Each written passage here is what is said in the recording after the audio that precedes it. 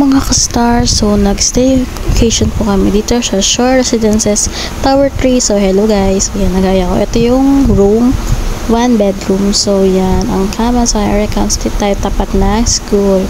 So diba ang ganda naman dyan. So yan, ay nanood ako, sorry, natapan ko po yan.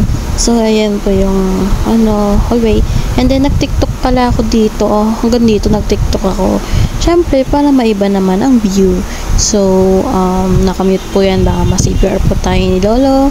So, after natin mag-TikTok, syempre, manonood tayo ng fireworks. So, hindi ko siya ilalagay dito. Baka malagot po tayo, Lolo. So, ito po yung view. So, ito po yung view sa Mosky habang naghihintay ng fireworks. So, yun lang. Thank you for watching. Don't forget to subscribe, like, and share. Bye!